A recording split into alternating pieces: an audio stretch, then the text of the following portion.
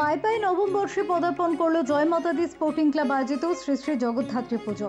আয়োজনে সকলের কাছের মানুষ বিশিষ্ট সমাজসেবী রাজু সেন। পুজোর দিনগুলিতে আনন্দে মেতে ওঠেন 8 থেকে 80 সকলে। 4 দিন ব্যাপী এই পুজোয় থাকে জমজমাট অনুষ্ঠান। তবে পুজোর শেষ দিনটি ছিল আরও আনন্দের। বিদায় বেলায় মাকে বরণ করে সিঁদুর খেলায় মেতে ওঠেন সকলে।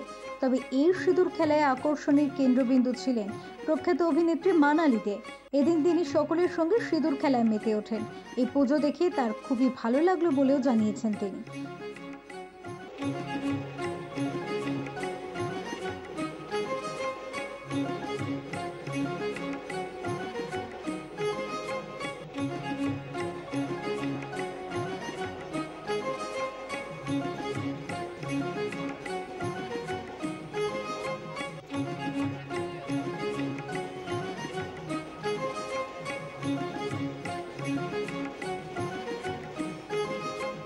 অনেক ধন্যবাদ আমাকে আহ্বান করার জন্য। মাকে বরণ করা হচ্ছে, তাই মন দিয়ে দেখছি।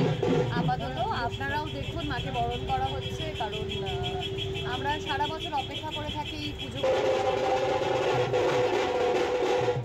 Bureau report, channel 10।